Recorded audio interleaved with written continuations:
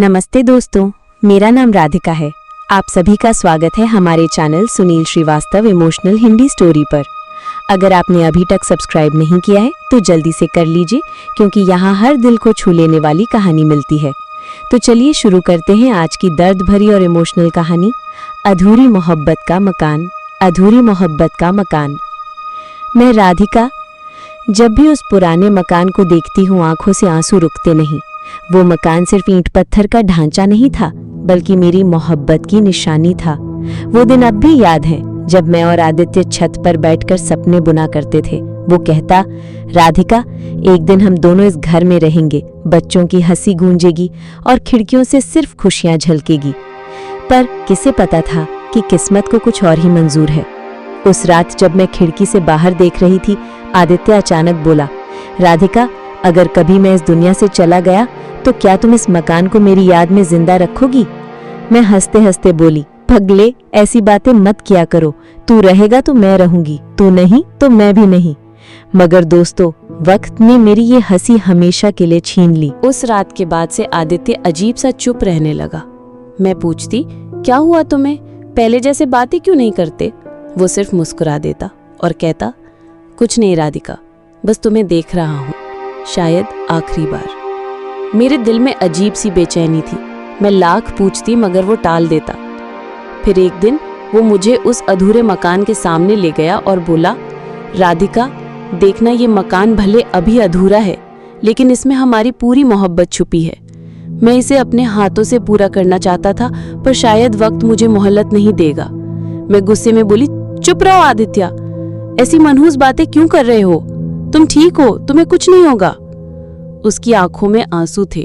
उसने मेरा हाथ पकड़कर कहा, अगर मैं चला गया तो वादा करो तुम इस मकान को अधूरा नहीं छोड़ोगी। ये मकान तुम्हारा सहारा बनेगा, मेरी यादें समेटेगा। उसकी बातें सुनकर मेरा दिल कांप उठा। मुझे लगा जैसे कोई तूफान आने वाला है। और दोस्तों, सच में वो तूफान आ गया। कुछ ही दिनों बाद आदित्य अचानक बीमार पड़ा। डॉक्टर ने कहा उसके पास ज्यादा वक्त नहीं है। मैं फूट फूट कर रो पड़ी। आदित्य ने मुझे सीने से लगाया और बोला, मत रो राधिका, मेरी मोहब्बत कभी अधूरी नहीं रहेगी।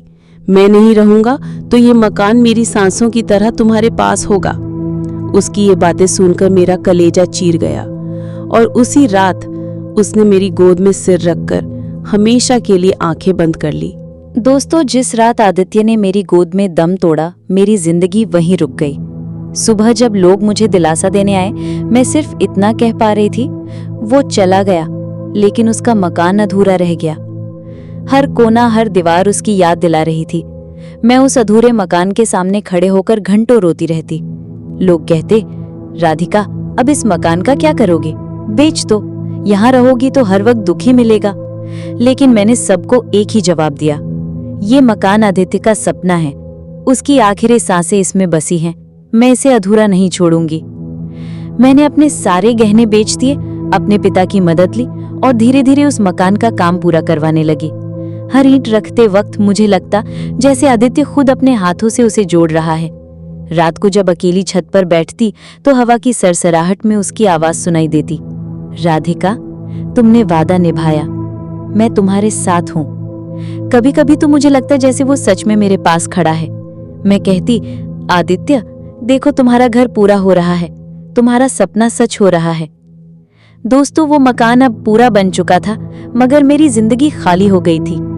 मकान में खुशियां तो थी, लेकिन वो इंसान नहीं था जिसके लिए मैंने सब किया। एक दिन मैं कमरे में बैठी थी, तभी खिड़की से हवा का झोंका आया और दीवार पर लगी आदित्य की फोटो गिर गई। मैंने उसे उठाकर सीने से लगाया और फूट फूट कर रोने लगी। तुम तो चले गए, लेकिन मैं आज भी उसी वक्त पर अटकी हुई हूँ जहाँ तुमने मुझे छोड़ दिया। उस दिन मुझे पहली बार एहसास हुआ कि मकान तो पूरा हो गया, लेकिन मेरी मोहब्बत अब भी अधूरी है। दोस्तों, मकान अब पूरा खड़ा था, लेकिन मेरे दिल का खालीपन कोई नहीं भर सका। लोग आते, कहते, राधिका, अब तो मकान बन गया, क्यों अकेले इन यादों में खोई रहती हो, जिंदगी आगे बढ़ाओ। लेकिन मैं उनसे एक ही सवाल पूछती, कैसे बढ़ाऊं जब मेरी दुनिया ही वही खत्म हो गई जहां आदित्य ने मुझे छोड़ दिया। हर सुबह खिड़की से बाहर देखती तो लगता आदित्य आकर दरवाजे पर खड़ा होगा और कहेगा, चलो राधिका, छत पर चलते हैं, सपनों की बातें करते हैं। लेकिन दरवाजा हमेशा खाली ही रहता। एक शाम मैं मकान की छत पर बैठी थी। सूरज ढल रहा था, आकाश लाल हो रहा था। मुझे लगा जैसे आदित्य मेरे पास बैठा है, धीरे से कह रहा है, राधिका, ये मकान अब सिर्फ ईंट और पत्थर नहीं है, इसमें हमारी मोहब्बत की खुशबू है, इसे हमेशा जिंदा रखना। मेरी आंखों से आंसू बह निकले। मैंने हाथ जोड़कर आसमान की तरफ देखा और कहा, आदित्य, मैं वादा करती हूं, जब तक जिंदा हूं इस मकान को संभाल कर रखूंगी। ये तुम्हारी यादों की आखिरी निशानी है। लेकिन दोस्तों, मोहब्बत का दर्द इंसान को कितना तोड़ देता है, ये मैंने खुद महसूस किया। रातें जाग जाग कर काटती, नींद आती तो बस उसी का सपना। सपने में आदित्य कहता, राधिका, मुझे छोड़कर मत जाना, मेरी यादों के साथ जीना। मैं जागकर रो पड़ती और सीने से उसकी तस्वीर लगाकर कहती, मैंने कभी तुम्हें छोड़ा ही नहीं आदित्य, तुम तो आज भी मेरी सांसों में बसे हो। लेकिन किस्मत ने मुझे एक और मोड़ पर खड़ा कर दिया। परिवार वाले अब मेरे अकेलेपन से परेशान थे।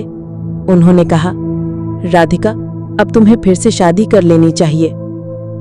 मेरे कानों में ये सुनते ही जैसे बिजली गिर पड़ी। क्या सच में मैं आदित्य के बिना किसी और की हो सकती थी? नहीं, कभी नहीं। परिवार वालों की बातें मेरे दिल पर बोझ डाल रही थी। सब कहते, राधिका, जिंदगी यूं अधूरी क्यों जी रही हो, तुम्हें सहारा चाहिए। मैंने एक रात आदित्य की तस्वीर सामने रखकर उससे बात की।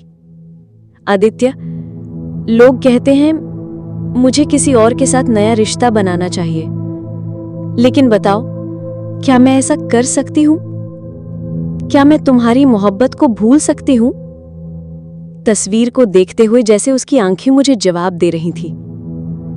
मेरे दिल ने कहा, नहीं राधिका, मोहब्बत कभी दोबारा नहीं होती। मोहब्बत तो वही होती है जो आखिरी सांस तक निभाई जाए। उस रात मैंने ठान लिया, मैं किसी और की नहीं हो सकती। मेरी दुनिया सिर्फ आदित्य और उसका ये मकान है। दोस्तों, आज कई साल बीत चुके हैं। मकान अब पुराना हो गया है, लेकिन इसमें हर दीवार पर हमारी मोहब्बत लिखी हुई है। लोग जब यहां आते हैं तो कहते हैं, ये मकान अजीब से सुकून देता है, जैसे इसमें कोई प्यार भरी रूह बसती हो। और मैं बस मुस्कुरा देती हूं, क्योंकि हां, इसमें सच में आदित्य की रूह है। आज भी जब रात को अकेली बैठती हूं तो खिड़की से आती हवा में उसकी आवाज सुनाई देती है, राधिका, मैं हमेशा तुम्हारे साथ हूं। मेरी आंखों से आंसू निकलते हैं, लेकिन होठों पर हल्की मुस्कान आ जाती है, क्योंकि मैं जानती हूं, मकान अधूरा नहीं रहा, मोहब्बत अधूरी नहीं रही, अधूरी सिर्फ मेरी जिंदगी रही। कहानी समाप्त। दोस्तों, ये थी मेरी और आदित्य की मोहब्बत की अधूरी लेकिन यादगार दास्तान। मकान आज भी खड़ा है, हमारी मोहब्बत की तरह, और शायद जब तक सांसें चलेंगी मैं इसे जिंदा रखूंगी। अगर कहानी ने आपके दिल को छुआ हो तो चैनल को सब्सक्राइब जरूर कर दीजिएगा, क्योंकि आपकी मोहब्बत ही हमें आगे बढ़ने की ताकत देती है। आपके कमेंट्स हमारे लिए बहुत कीमती हैं, उन्हें जरूर लिखिएगा। और जाते जाते मैं खासकर कुछ दोस्तों से कहना चाहूंगी, पवन, तुम्हें बाय बाय, टेक केयर। बाकी सभी प्यारे दोस्तों, अपना ख्याल रखना, दिलों में मोहब्बत जिंदा रखना। फिर मिलेंगी एक नई कहानी के साथ, तब तक के लिए अलविदा। समाप्त।